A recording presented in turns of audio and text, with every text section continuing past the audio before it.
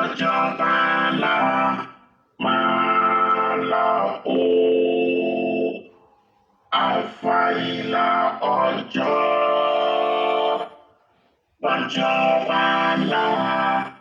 máa la o.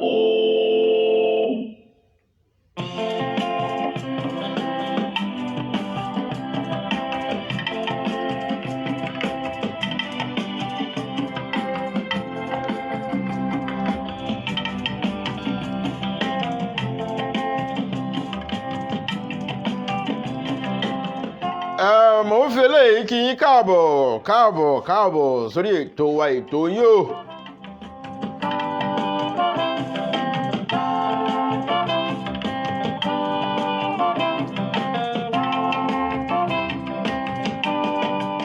Àfàìlà ọjọ́ lóòótọ́ tọ́jọ́ bá là èmi Kolawole Ajala màá là dandan.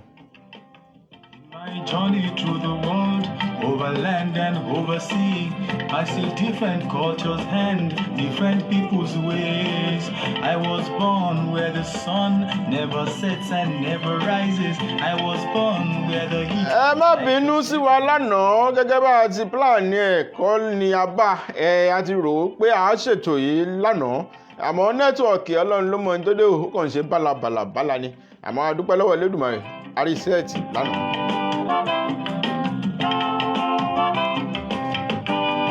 Ìgbà tá máa padà gẹ́ẹ̀tì nẹ́tíwọ̀kì yìí àkókò ti lọ púpọ̀ ńlá rò pé ó dáa ṣe lágo mẹ́sàn-án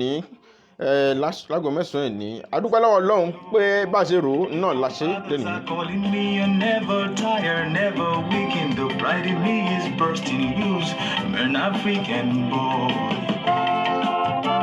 Mo kí tọkùnrin, mo kí tóbìnrin, mo kí ọmọdé, mo kí àgbàlagbà, mo kí oyún inú àtàṣẹ ẹ̀bí káàbọ̀ sórí ètò wa ètò yín bó ṣe ń lọ láwùjọ àwọn ohun ìgbé ìròyìn jáde káàbọ̀ sórí ètò náà ètò yìí yóò yàtọ̀ sí bá a ṣe ń ṣe tẹ́lẹ̀ ìmọ̀ ìjìnlẹ̀ tún ti lékan a máa pín ètò yìí sí abala mẹ́ta la máa pín ètò yìí sí láti èní kọ́lọ́hún gbà fún wa bá a ṣe fẹ́ kórí abala báwo ló ṣe ń lọ ńlá àkọ́kọ́ máa mú wá sétí gbọ̀nyìn lẹ́yìn náà á mú abala àkíyèsí wá bó ṣe ń lọ ìyẹn àkíyèsí táwọn ń ṣàkíyèsí láwùjọ wa àwọn máa mú wá sétí gbọ̀nyìn lẹ́yìn náà á wà mú ètò tí ó táàfi ṣe àṣekágbá ètò yìí òun ni ó jẹ́ agbára láti máa gbára wa mọ̀ràn lórí àkíyèsí tá a ṣe òun láti máa gbára wa mọ̀ràn lẹ́yìn èyí àkàdé ètò ńlẹ̀ ẹ ṣeun bẹ́ẹ̀ tí ń darapọ̀ mọ́ wa ẹ káàbọ̀.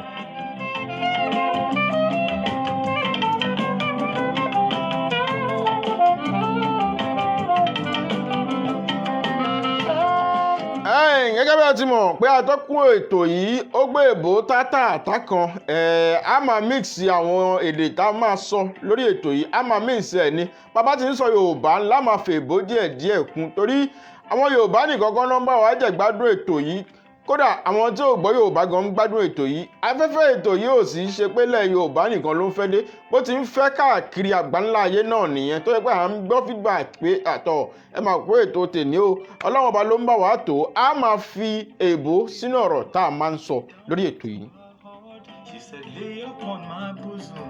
Say a few prayers. Then she told me to go forward, never looking back. The spirits are with you, and you will never fail.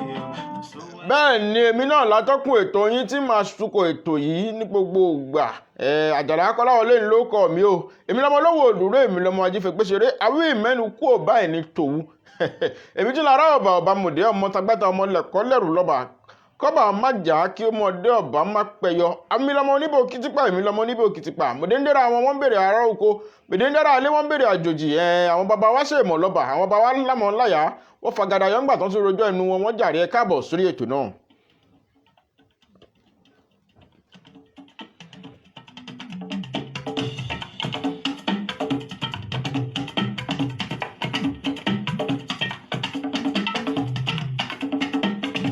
ẹ jẹ́ ká wo agbami ètò Peter Obi said Peter Obi said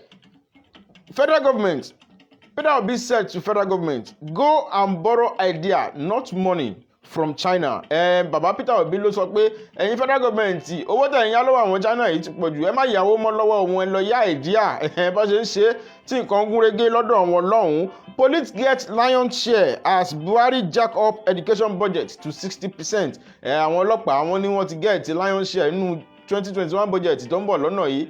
Bóyá ìwà burúkú àmì ò sọ bẹ́ẹ̀ o, bóyá wà tí ò dá tí ń bẹ lọ́wọ́ wọn yìí bóyá yóò túnbọ̀ wálẹ̀ lára wọn. Then education tán ni ó tún get 60% yìí ṣé ó dẹ̀ ṣọ́ ọ̀pá a máa rí tá a bá rí ẹgbẹ́ kan wá ó balẹ̀ nìyẹn. Gbogbo lecturer wa wọ́n fèsì ètò ẹ̀kọ́. Finally a ní rí lecturer tó ń lecture ń bí tó tún lecture ní another private university. A ní rí professor tó ń lecture ní school yìí tó tún lọ ń lecture ní private university míì. Angry Nigerian protest at police headquarters in Abuja. Ìgbà tí bàbá Frank Kuba jáde sí wọn pé kó lè bá wọn sọ̀rọ̀, àwọn èèyàn mi wọn gbà. Wọ́n ní president gangan làwọn fẹ́ gbọ́rọ̀ lẹ́nu ẹ̀. Wọ́n fẹ́ overhauling police àwọn SARS wọ́n fẹ́ kán ti dẹ́kun wọn. Ìlú tí ò bá sí òfin wọ́n ti ní kò sí ẹ̀ṣẹ̀ ń bẹ̀. Italy make wearing of nose cover in public compulsory after surge in COVID-19 cases. Italy nìyẹn, wọ́n ní dandan gbọ̀n ẹnikẹ́ni tó wá fẹ́ máa rìn láwùjọ gbọ́dọ̀ máa lo nose cover. Ondo election won't be free and fair, PDP says. Àmọ́ tí àwọn PDP rí tán fi ní pé kò ní jẹ́ free and fair. Bóyá àwọn tọ́rọ̀ kàn lórí ọ̀rọ̀ ètò ààbò láti pèsè ètò ààbò wọ́n á ṣiṣẹ́ lórí ọ̀rọ̀ yìí. Ìtọ́ fi ní pé kò ní jẹ́ free and fair yẹn gbogbo àwọn náà láàjọ mọ̀. President Buhari should be impeached for glaring violation of the constitution, Bishop Kuka. Bàbá Bishop Kuka ló sọ yìí pé bí bàbá Buhari president wa bó ṣe ń tàpá sí òfin lóríṣiríṣi lóníranran pé ó yẹ kí wọ́n impeach Buhari ni. Àwọn wọn ló wá fẹ́ ṣètò impeachment yìí. Ó dọ̀wọ́ ìyẹn ó dọ̀wọ́ Ọlọ́run o. End SARS protest is trending all over Nigeria. Ó ti ń lọ bí ọjọ́ kẹta àbọ́jọ́ kẹrin táwọn èèyàn mi tán ti wà lórí ọ̀rọ̀ protest yìí tí wọ́n fẹ́ kí wọ́n end SARS yìí. Àwọn ọ̀pọ̀lọpọ̀ èèyàn ló ti sọ̀rọ̀ lórí ọ̀rọ̀ end SARS yìí. Àwa náà sọ tiwa pé tí ẹ̀ jẹ́ pé àwa gan plan láti join wọn lẹ́nìí láti lọ ṣe protest torí kò kàn mí tó bá kan ẹni tí ó kàn ẹ̀yin náà ń gọ́. Anti-SARS protest gained support in UK, US, South Africa and Canada. Àwọn ìlú tó pọ̀ ti dá sí ọ̀rọ̀ end SARS protest yìí torí ìpakúpa tó ń pa àwọn èèyàn wa ò tiẹ̀ bófin mu, kò tiẹ̀ tọ̀nà. Àwọn ọmọ tó ṣe ń dàgbà bọ̀ tó ṣe ń gùnkè bọ̀ tẹ́sí máa pa wọ́n pa àfọ́náfọ́ṣú. Àwa ní rí lábàárí ibi tí ẹjọ́ náà já sí àkànṣe yánmayànmá ẹjọ́ náà ó lọ. Cleric man Mike Bámilóyè daughter Darasimi wed. Ọmọ bàbá Mike Bámilóyè bàbá yìí ó fi ọmọ fún ọkọ lọ́hùn kó fèrè tó pọ̀ sí. Davido Music Worldwide terminate Lil Frosh contract amid domestic violence. Davido ó ní òun ò fẹ́ kí wọ́n fi rẹ́kùrẹ́rẹ́ òun lára torí ẹ̀ ló ṣe terminate contract Lil Frosh yìí torí òun àtìyàwó ẹ̀ ní gbólóhùn asọ̀ ó sì kí ẹ̀ṣẹ́ mọ́lẹ̀. Ó bẹ̀rẹ̀ sí ní lu ìyàwó rẹ̀ bíi pọ́ńṣin báàgì tó jẹ́ pé ojú àtẹnuwú. Ó ní Davido wà pé ẹ̀yìn má fi rẹ́kùrẹ́rẹ́ mi lára ló terminate contract Lil Frosh. A 23-year-old Nigerian graduate Alexandra Nwogu was shot dead in Upper Northwest Washington. Washington ni wọ́n ti ṣekú pa arákùnrin yìí tí ó ń jẹ́ Alexandra Nwogu. Arákùnrin yìí graduate ní 6 months ago àbí 5 months ago kọ́ tiẹ̀ ní. Àwọn ọlọ́pàá ọ̀hún àwọn agbébọnrin tí wọ́n mẹ́ntán jẹ́ wọ́n sì ṣekú pa ọkùnrin yìí nípa ìfọ̀nàfọ̀ṣù. Ọmọ Nàìjíríà wá ń bì ní arákùnrin yìí. Orúkọ tá a sì ń gbọ́ yìí sì fẹ́ jọmọ́ orúkọ Ìgbò. Kí Ọlọ́run ó tẹ́ ọ̀gbẹ́ni náà sí afẹ́fẹ́ rere. Kí Ọlọ́run mú èpè burúkú kó lójú ẹ̀. Suspected Fulani herdsmen kill Plateau traditional ruler and 5 others. Ọ̀rọ̀ àwọn herdsmen yìí ti wá ń di nǹkan tó jẹ́ pé lemọ́lemọ́ tá a sì ti ń pariwo ẹ̀ láti bí ọdún yìí bọ̀. Sí federal government ò ṣe nǹkan lórí ẹ̀.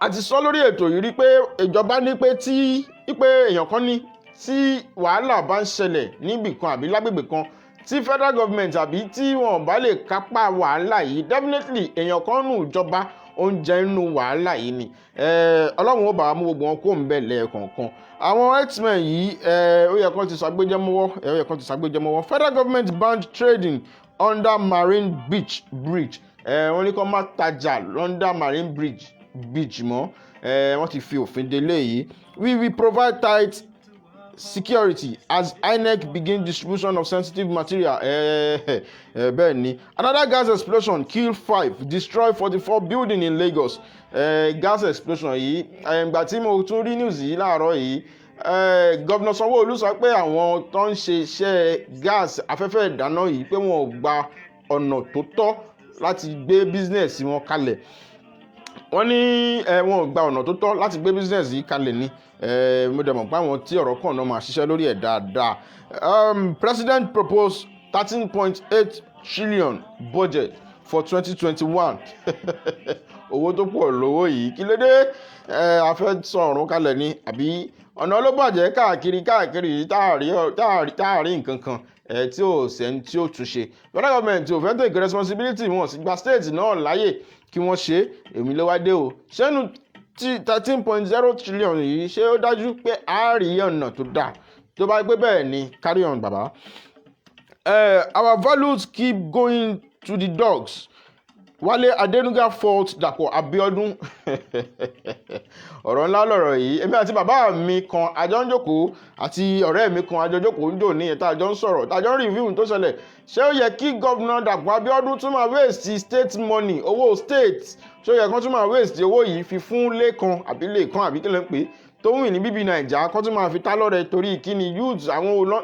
graduate tó ṣe tó perégedé jù lọ mi ò sọ pé bàbá yìí fún 5 million bàbá yìí ti lọ sí federal poly Ìláró wọ́n lọ sí polytechnic Ìgbẹ́sà wọ́n lọ sí àwọn school kan tí àwọn ọmọ wọn graduate àwọn graduate tó wà ń bẹ̀ táwọn rí mọ́kàn fún wọn ṣẹ́ ni fún wọn 5 million fún wọn 3 bedroom bungalow ẹni tó wá wìn ní bíbí Nàìjà encourage àwọn tó ń kàwé ni encourage àwọn tó ń ṣiṣẹ́ ní ṣiṣẹ́ wá dàbí ọ̀lẹ ní Nàìjíríà táwa ọ̀nà ní ọ̀dà yìí tó yẹ kí bàbá mú 5 million yìí kó tẹ̀ fi ṣe ọ̀nà fún wa ọ̀nà Gbẹ́sà ọ̀nà Àgbárá road tá a ti ń pariwo káàkiri ọ̀nà àwọn oríṣiríṣi ọ̀nà Láró gbogbo ẹ̀ wà ń bẹ̀ tí bàbá yóò ṣe ó wá lọ ń fi owó fún Lékan torí kíni a ní rí jù báyìí lọ lábala eléyìí ẹjá máa bá ètò yìí bọ̀ ẹ tún bọ̀ gbádùn wa bẹ́ẹ̀bó ti ń gbádùn sìgá ẹjá bọ́ sí abala àkíyèsí tá a ṣe.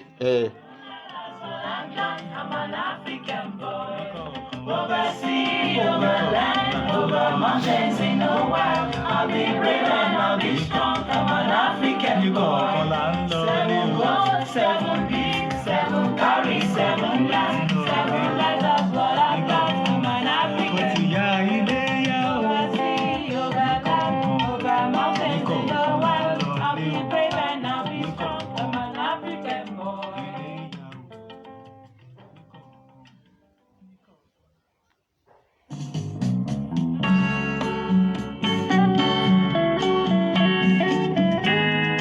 ẹ bá mi ké sí alára ẹ bá mi ké sí àjèrò ẹ bá mi ké sí wọn lọ́wọ́rọ̀ gún àga ẹ bá mi ké sí gbogbo wọn nífẹ̀ẹ́ òye ẹ bá mi ké sí wọn nífẹ̀ẹ́ òǹbáyé ẹ bá mi ké sí wọn lábẹ́kúta ti gbogbo ọmọ Ìyọ́mèsì pé wọ́n káàbọ̀ sórí ètò yín náà ni bó ṣe ń lọ àkíyèsí abala àkíyèsí láwà lónìí ẹ máa bá wa bọ̀ ẹ gbádùn wa dáadáa.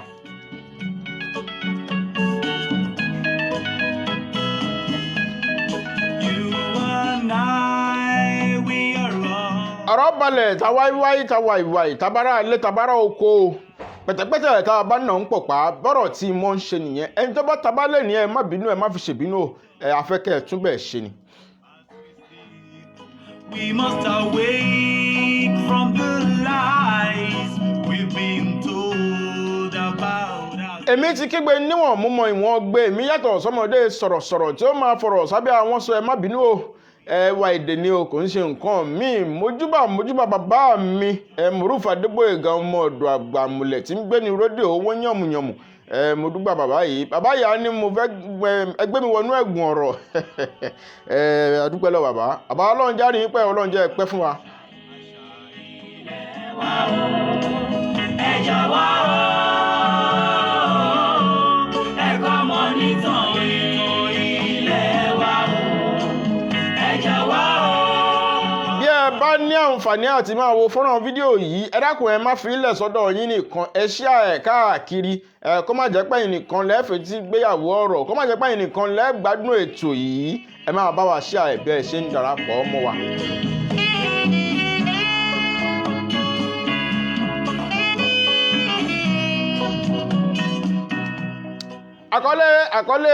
àkọlé ọ̀rọ̀ tá a mú wálé ní lórí àkíyèsí wa òun ni ìfàsẹ́yìn èdè Yorùbá láwùjọ. It's not fair to keep them away from who they are and live a life. Ìfàsẹ́yìn èdè Yorùbá láwùjọ àti àṣà èdè àti gbogbo ohun tó jẹ́ ti Yorùbá pé ó ti ń fà sẹ́yìn láwùjọ ńlá mú wá. Awo ọ̀tún awo òsì awo wájú awo ẹ̀yìn awo bí ìfàsẹ́yìn ti ń bá èdè àṣà àti ṣe wálẹ̀ Yorùbá àwa wò ó pé ṣé báyìí ló yẹ kó ṣe máa rí báyìí kọ́ ló yẹ kó ṣe máa rí o ẹja kọ́mọ lédè kákọ́ láṣà kákọ́ ní ìwà àti gbogbo ohun tó bá yẹ ká fi lé ọmọ lọ́wọ́ ó lè fi jẹ́ ọmọ dáadáa láwùjọ wa.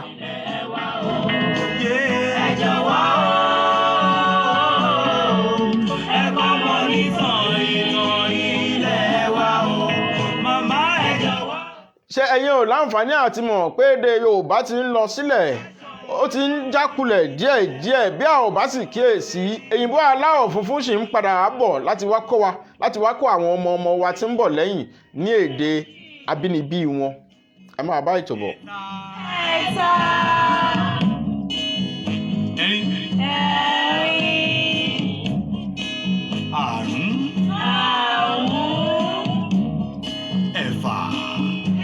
Ṣé ẹ̀yin ò mọ̀ pé a ti ń sọ èdè àti àṣà Yorùbá nù ni a ti sọ àṣà àti èdè wa nù fún àwọn èdè tí ò yẹ kí a fi ilẹ̀ fún àwọn ọmọdé ìwòyí tí wọ́n rò pé àwọn fi ń ṣe fáàrí ni mi ò gbọ́ Yorùbá púpọ̀. I don't understand Yorùbá. I cannot no. Problem ni o tẹ́ ẹ bá ṣọ́ra ewu jẹ́ ti ń bẹ lóko lóńgẹ́ fúnra ẹ̀ ẹ̀yin fúnra yín gan ewu nítorí nǹkan ọ̀bànújẹ́ ni yóò padà jẹ́ fún yín tí ẹni tí ò gbédè yín wá ń kọ́ yín lédè pé wọ́n yìí sọ bẹ́ẹ̀ wọ́n yìí pòwe yẹn bẹ́ẹ̀ ò ṣe pa yẹn wọ́n ṣe ń parẹ́ ìwọ́kẹ́ ló ní èdè ìwọ́ ló nàṣà o wà á mọ̀ nǹkan kan pa ẹ̀ mọ́ ẹnu ẹ̀ láwà yìí o. ẹ̀kọ́ ọmọ láṣà ilé wa o ẹ jọ̀wọ́ o.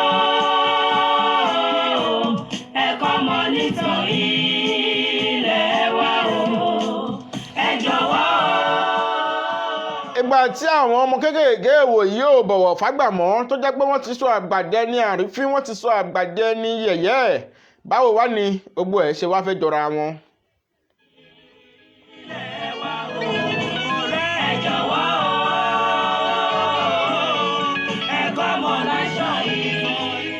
Ṣé nígbà tí àwọn ọmọdé ìwòyí ti ń fojú egbò tẹ́lẹ̀ ṣé nígbà tí àwọn ọmọ ìdè wọ̀nyí ò ti fi ọ̀wọ̀ fún àgbà tán ti bẹ̀rù àgbà mọ́ ṣáwọn ọmọ tí ò tiẹ̀ bẹ̀rù Ọlọ́run ọba mi Elédùmarè ni wọ́n wá bẹ̀rù èèyàn. ẹ fún wọn láṣọ ilé wa wọ̀ ẹ jọ̀wọ́ ẹ kọ́ mọ̀lẹ́bí ilé wa o ẹ jọ̀wọ́ ẹ kọ́ mọ̀ láṣà yìí. Ẹ jẹ́ ká lọ síbi èdè Yorùbá sísọ èdè òyìnbó ti dàbí wẹ́líwẹ́lí òjò tó fẹ́ paná èdè wa tó jẹ́ atọ́nà wa èdè òyìnbó aló ti dàbí wẹ́líwẹ́lí òjò tó fẹ́ paná èdè wa tá a fi ṣe atọ́nà bá mi tó nìyẹn jákòó nìyẹn padà wá jọ.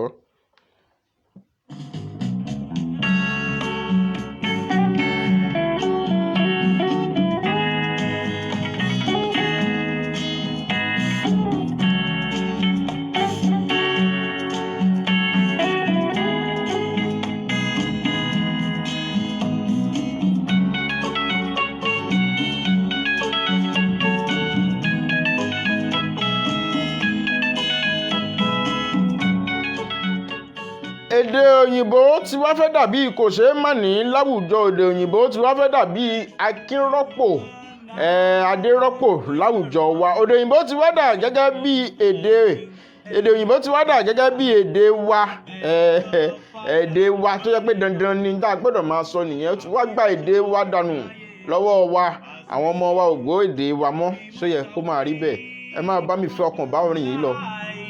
We've been told about ourselves. There's no reason to be ashamed of who we are and where we're from. Ọ̀rẹ́ jọ̀wọ́, ẹ kọ́mọ lédè. Àwa òbí ìwòyí ti wá sọ di dandan gbọ̀n èdè òyìnbó yìí lẹ gbọ́dọ̀ máa sọ nílé ìwé àti káàkiri àpọ́n èdè wa lé àgbé èdè wa lárugẹ àti wá mú èdè wa ti fi sábẹ́ bàtà tá a fi ń rìn ṣó yẹ kó rí bẹ́ẹ̀.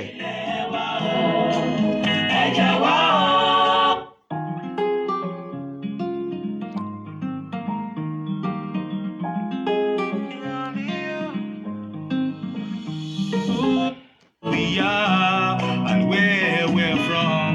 Ọ̀rẹ́ jọ̀wọ́, ẹ kọ́mọ lédè ilẹ̀ wa o. Ẹ jọ̀wọ́. Ṣé èdè òyìnbó táwa náà ò gbọ́ dáadáa tá a gbọ́ dijúdijú ńlá ń kọ́mọ. Ẹ kọ́mọ nítorí ilẹ̀ wa. Ṣé èdè òyìnbó táwa náà ò gbọ́ dáadáa tó jẹ́ pé kátàkátà báyìí náà là ń sọ ńlá ń kọ́mọ wa. Aṣọ ilẹ̀ wa wọ̀.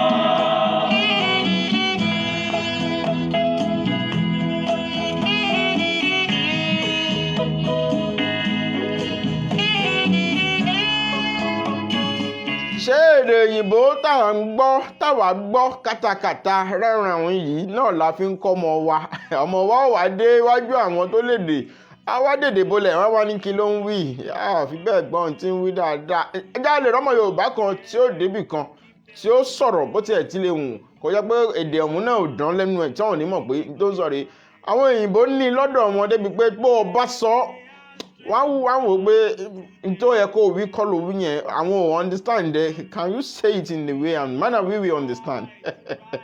Wrongs and show them. O finish ara ẹ̀ orí.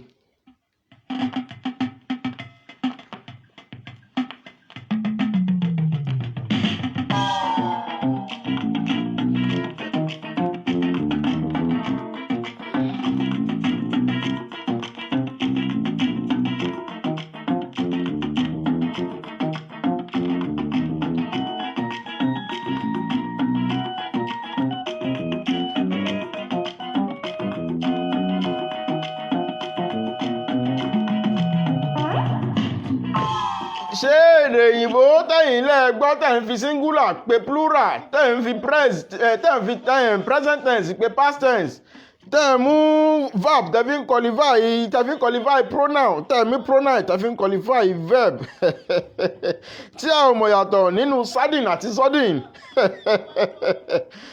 òun la fi ń yangàn láwùjọ pàgbé ìbú.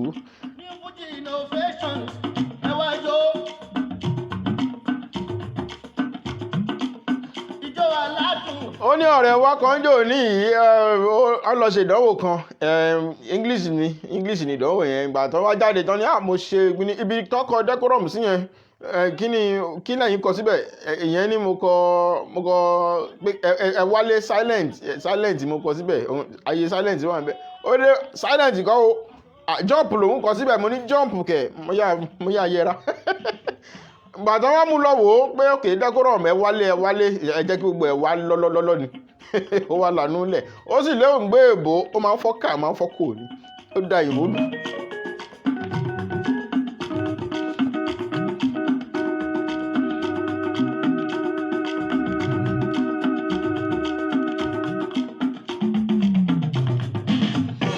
ṣé èdè òyìnbó ní tẹ́tẹ́ náírà tẹ́mi àti yín gbọ́ tá a fi ń dara wá láàmú yìí ńlá pé lédè òyìnbó tá a sì ń gbé lọ́mọ wa lọ́wọ́.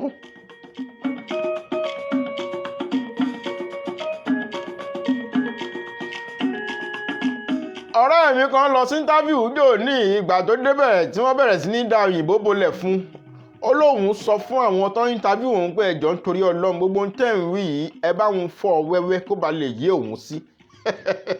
ẹ bá mi gé kúkúkú kó ba lè yé òun. Ó nígbà tí wọ́n fọ́ ọ̀rọ̀ yìí wẹ́lẹ́wẹ́lẹ́ gbogbo tóun mọ̀ náà bí òun léèrè wọ́n kàn mú òyìnbó ńláńlá wọ́n fi tì í lẹ́yìn ni mo wá fi ṣe yẹ̀yẹ́ títí.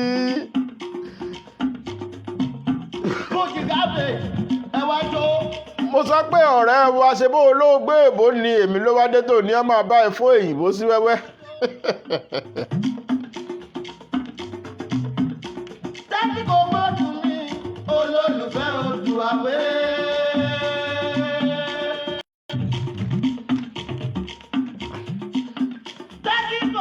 Mo wá sọ fún pé bí ta bá ń sọ̀rọ̀ ó máa ń ju àwọn òyìnbó ńláńlá kan lẹ̀ kí ló dé tó lè jùlẹ̀ lọ́hùn ó ní ẹni tóun rò kọ́ lóun bá o òyìnbó yìí le jù.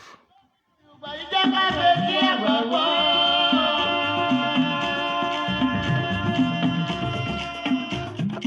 Bàbá mi àǹtí mi bóyá yín o mọ̀ pé àwọn òyìnbó aláwọ̀ funfun wọ́n ti ń wá sílẹ̀ Yorùbá wọ́n ti ń wá sílẹ̀ wa níbí yìí láti máa wá kọ́ńpa èdè àṣà àti ṣe wa nílẹ̀ Yorùbá ẹ̀yin ò láǹfààní àti mọ̀ yẹn ẹ lọ mọ̀.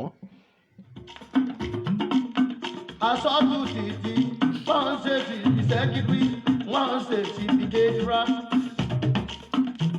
Àwọn òyìnbó aláwọ̀ funfun kan ti wá sí University of Ibadan tí wọ́n ti ń wá kọ́ èdè Yorùbá tí wọ́n wá ń kọ́ àṣà àti ṣe ìmí inú wọn ti ẹ̀ ń study Ifá ìmí inú wọn study nípa gbogbo òòṣà tó wà nílẹ̀ Yorùbá tó bá ti wá kọ́ kínní ìtàn wọn á kó lọ sílùú tiwọn lọ́hùn wọn á lọ fi ṣe oríṣiríṣi nǹkan wọn á lọ fi ṣe oríṣiríṣi nǹkan.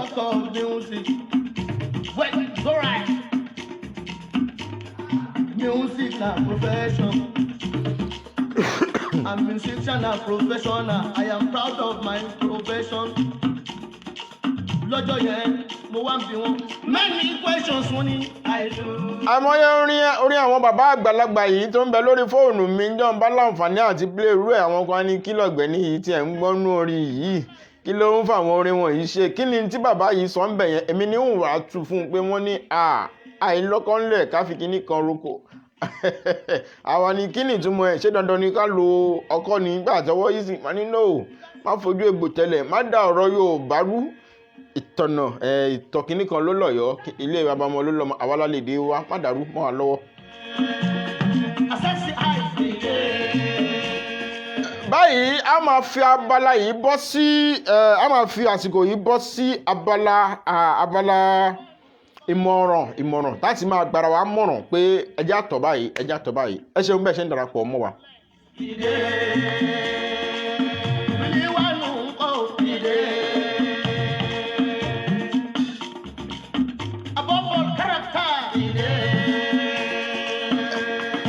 Ẹ̀yin òbí àti olùkọ́ ẹ dákun ẹ má ṣì mí gbọ́.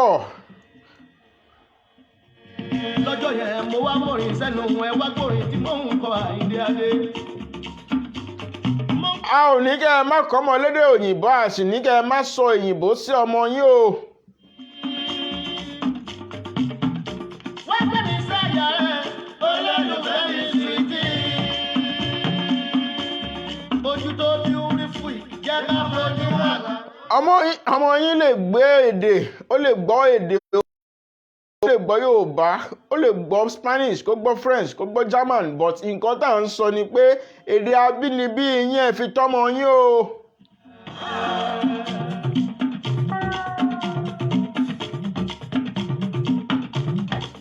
Ẹ jẹ́ ká jọjọ́ òògùn. Ọmọ yín lè sọ German ó lè sọ Spanish ó lè sọ oríṣiríṣi èdè tó ń bẹ lágbàáyé àmọ́ èdè yín ẹ fi tọ́mọ yín ẹ jẹ́ ó lè gbọ́ kó sì lè sọ kó bá lè wúlò fún lọ́jọ́ iwájú o.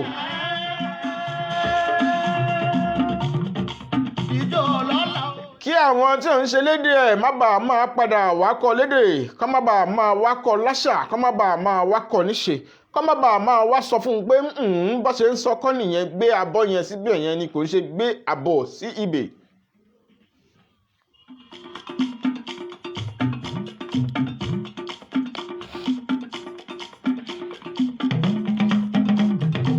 Yóò mọ́jọ́ ẹ̀ tó máa lọ òwú àbẹ̀wúrẹ́ gbélé olóhùn mọ́jọ́ ẹ̀ ni. Àbẹ̀wúrẹ́ gbélé olóhùn mọ́jú ẹni bí òun ẹni kó máa lọ.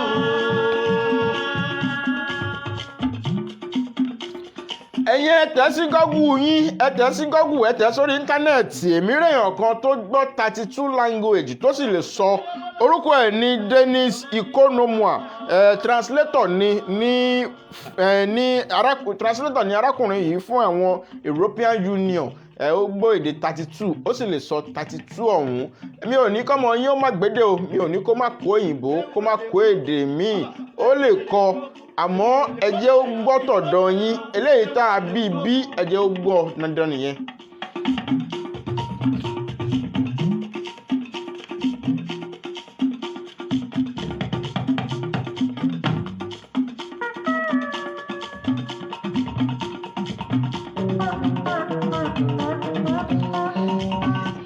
Èmi gẹ́gẹ́ bí èèyàn kan mo gbọ́ Yorùbá dáadáa, mo sì lè sọ èmi àti èyìnbó ààrẹ.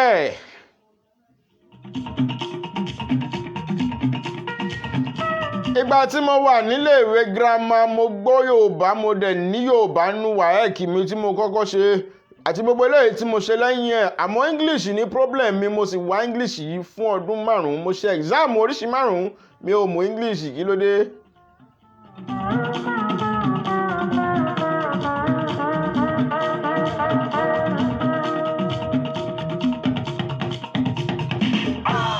Mo ní ìjákulẹ̀ lórí exam àṣewọlé sí yunifásitì àbí polytechnic àbí any institution. Mo ní ìjákulẹ̀, mo ṣe exam 5 gbáko. Orí ẹlẹ́ẹ̀kẹfà mo tó wá ní English pẹ̀lú tipátipá dandan ni pé mo dẹ̀ gbọ́dọ̀ ní. àgùntàn ṣúlé àbá wí. Màá kọ́kọ́ gbé kinní yẹn sí làákàyè, màá mú wá sí Yorùbá. The boy must go. Màá ní ọmọ yìí gbọ́dọ̀ lọ, boy yìí gbọ́dọ̀ lọ. Okay, ó yá, màá fi answer sí. Mo ka comprehension, mo wá gbé sí Yorùbá. Wọ́n ní pé bọ̀bọ̀ yẹn ta lu ọmọ yẹn, ó ṣe báyìí. Ohun tá a fi dáhùn ẹnìyẹn o. Bí Yorùbá ń ṣe gbá gbọ́ Yorùbá, tá a lè gbé òyìnbó yẹn kí a translate ẹ̀. Torí èmi á máa sọ fún èèyàn pé bẹ́ẹ̀ bá fẹ́ èbó béèrè ọ̀rọ̀ lọ́wọ́ mi. Ó ní kinní kan nú ọpọlọ mi tí màá kọ́kọ́ tẹ̀. Tí n bá ti tẹ̀, mo ti switch sí òyìnbó nìyẹn. A máa jọ máa wá sọ. Akẹ́kọ̀ọ́ dè bóbò mi jẹ́rù bí màá dá yín lóhùn bẹ́ẹ̀ tanra yín jẹ. ó gbàgbé pa kì máa yí pa fún, a kì máa yí jẹ fún, a kì máa yí fi kún bọ́rí. Gbogbo àwọn ọ̀rọ̀ kàndùkàndù tẹ́ ń gbọ́ lẹ́nu àwọn bàbá yìí ní àbó ògùn. Ẹwà èdè Yorùbá ni ẹ máa fetí gbọ́yàwó ọ̀rọ̀ sẹ́.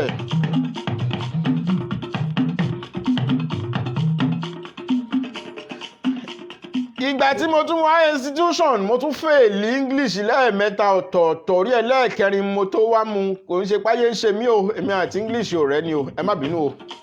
ẹ jẹ́ ká jọ̀jọ́ fújì gàdé.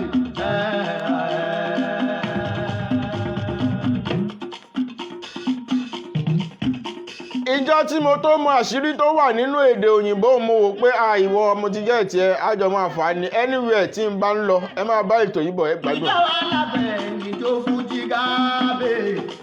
súnmọ́ mi sùn ètì jẹ́ ká jọ̀jọ́. ọkùnrin tó kọjú. Ẹ dákun ẹ dábọ̀, ẹ má jẹ́ kí èdè yìí parun lọ́dọ̀ yín o. Ẹ má jẹ́ ó parun lọ́wọ́ yín. Ẹ fi kọ́mọ, ẹ jẹ́ kọ́mọ ó gbọ́ kó sì lè sọ ọ́ tó dáa ni o. obìnrin tó kọjú. Yóò wúlò fún lọ́jọ́ iwájú. súnmọ́ mi sùn ètì jẹ́ ká jọ̀jọ́. Nǹkan àrídùnnú ni kí ọmọ. akọ́kọ́ mẹ́lẹ̀wà olójú wáyé tako. Nǹkan àrídùnnú ni kí ọmọ gbédè àwọn òbí ẹ̀ kó sì gbọ́ èdè míì. Àmọ́ èdè tá a bí ni bí yẹn dandan ni tó gbọ́dọ̀ gbọ́. abọ́jú mẹ́lẹ̀wà olójú wáyé tako rí. A máa ń rí láwọn situation kan tó yẹ pé ìyá yóò jẹ́ Yorùbá, bàbá máa jẹ́ Ìgbò àbí Haúsá. Ẹ jẹ́ kọ́mọ yìí gbọ́ méjèèjì, yóò ní àǹfààní tí yóò ṣe fún un. súnmọ́ mi sùn ìdíje ká jọjọ, ẹ má sọ pé mo fẹ́ sojo orúkọ máa ń dà. súnmọ́ mi sùn ìdíje ká jọjọ. ẹlẹ́tí yóò mọ̀kàn wá kọjú sí barista. súnmọ́ mi sùn ìdíje ká jọjọ. Èmi ti rí àwọn èèyàn tó jẹ́ ọmọ elédè míì ni wọ́n àbẹ́ ọmọ ẹ̀yà míì tí wọ́n gbọ́ èdè Yorùbá ju ọmọ Yorùbá míì lọ tí wọ́n sì máa ń correct ẹ̀. Àmọ́ ojú àgbà mi tí mi ò ní lè sọ̀rọ̀ torí ìgbà tí wọn náà ò kọ́, nígbà tí wọ́n fẹ́ fi kọ́ ẹ kí lè fẹ́ kí n ṣe. Apàlùdà, apàlùdà, apàlùdà o. Apàlùdà, apàlùdà, apàlùdà o. Gẹ́gẹ́ bí àpẹẹrẹ yẹn wo Malian grandpa bàbá yẹn gbọ́ èdè Yorùbá ju ọmọ Yorùbá mi lọ. Mo náà rẹ kan Ifeanyi lórúkọ ẹ̀. Ifeanyi yìí gbọ́ Yorùbá ju ọmọ Yorùbá mi lọ. Abísílẹ̀ Ìjẹ̀bú àmọ́ ó gbọ́ Yorùbá ju ẹni tó ní Yorùbá mi lọ. Á tún máa pòwe Malian grandpa ẹ̀ tí ẹ̀ fi bàbá yẹn lẹ̀ Yorùbá làwọn Yorùbá ń ṣọ̀nù ẹ̀jẹ̀ tiwọn ni. Ẹ máa bá ètò bọ̀.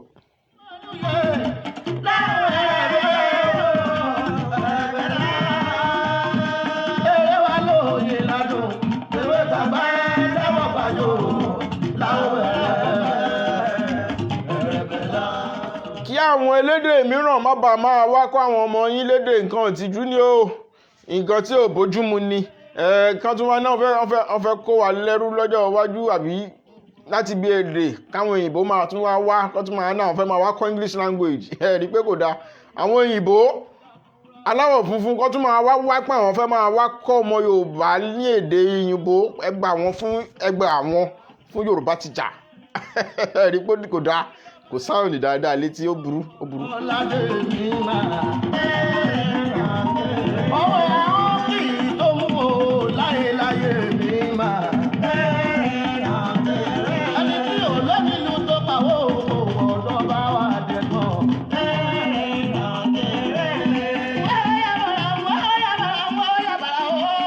Ẹ̀yin ẹ wo bàbá Malian grandpa yìí bàbá yìí máa sọ èdè Yorùbá fluently tí ò ní sí kọ́mí nǹkan ọ̀nù ò sì lè correct bàbá yìí mọ tí ń sọ toró gbédè yìí dájúdájú ó dẹ̀ dá lójú pé tóun ń sọ confam ni bí bàbá yìí ṣe gbọ́ èdè Yorùbá tó ó tún gbọ́ èdè ìlú ẹ̀ dáadáa jíjújíjú mo wọ́n interview bàbá yìí kan pẹ̀lú àwọn BBC Igbo bàbá yìí Igbo ló sọ all through tí program náà fi parí program yẹn kàn fi English díẹ̀ mix ẹ̀ ní tó bá lo English gan ó lè lo Igbo bíi 30 ẹ̀yin tẹ́ ẹ wá lédè ẹ wá ní I'm very sorry I cannot address you people in Yoruba language orí rẹ nǹkan ti ṣorí rẹ.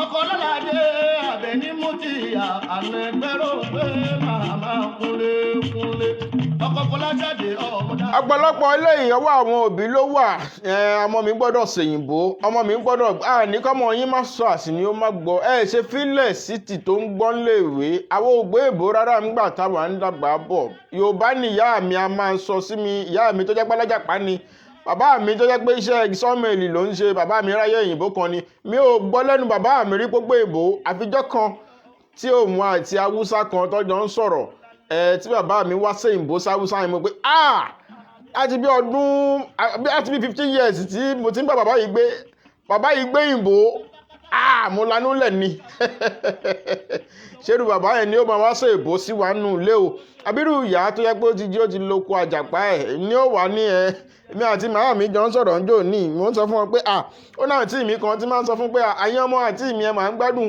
ìyá yín ní kẹ́ lọ gbéwèé yín wá kájọ wo tẹ́ kọ́ léèwé mi ò ráyè kí ló kan màmá mi bóhùn ẹ̀ kó sàṣàmẹ́ǹtì tán gbé fún ẹ láti léèwé ìwọ ló mọ̀ bóhùn ẹ̀ kó má ṣe ìwọ ló mọ̀ sáré kìtàkìtà pé Mr. Àríyọ̀ ó nà mí pa Mr. Àríyọ̀ àfi kí n ṣe kíní yìí ẹ̀yin wá láǹfààní àti ẹni àǹfààní láti rí ìyá tí ó kọ yín àbí tí ó pè yín sáré mọ́rú ìyá bẹ́ẹ̀ ọwọ́ ẹ̀yin òbí kíní yín pọ̀ jù sí ẹ dákun ẹ dábọ̀ ẹ sọ èdè yín èdè abínibí yín ẹ sọ sọmọ yín ẹ fi kọ́ ọmọ yín ẹ jẹ́ kọ́ ọmọ yín gbọ́ kó sì lè sọ káàkiri ẹ jẹ́ kó jẹ́ tí ó mọ̀ mú yàn gàn láwùjọ torí bírò àwa yìí bá débi kan àwọ̀ ó da Yorùbá bolẹ̀ ní bá a bá wọnú ọ́fíìsì ọ̀gá kan gan bá a bá fi lè gbọ́ pé Mr.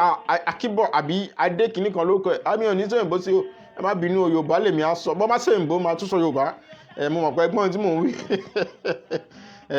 Yorùbá amúyangàn ní èdè wa ẹ̀ẹ́dí á gbé sókè ká gbé lárugẹ ká lè pọ́nlé torí ẹnìkan torí ìjọ tí yóò wúlò fún wa dáadáa táwọn náà máa correct òyìnbó pé òyìnbó that's not the way they say it you will say bá mi gbé abọ́ yẹn sókè yes that is it you get it ẹ̀dákan ẹ̀dábọ̀ this goes to the other people who happens to be the other tribe who are not Yorubas please and please make sure you teach your children how to speak your language. Make sure you teach them the way to understand your language. Make sure you teach them your culture, your norms, and your everything about your ideas, your culture, your norms, everything about yours. So please and please make sure your language is one of the priority you teach your children. Don't worry about them listening or speaking English. They will definitely do that when they get into the midst of their colleague in school. That is that for that. Àwa ní ìrìjì báyìí lọ lórí ètò tèmi títí ọjọ́ mi ọjọ́ re táàtún láǹfààní àti pàdé ara wa lórí ètò yìí. Àwa láwọn máa wá ẹ̀yìn láwọn máa bá o. A ti ń gé kínní pẹ́kúpẹ́kú mo rò pé ẹ ti rí ipá ló bí 1 hour tá a mọ́ ń lò yẹn mọ́ a ti ń gé pẹ́kúpẹ́kú ìmọ̀ ìjìnlẹ̀ ó ti ń tẹ̀ síwájú.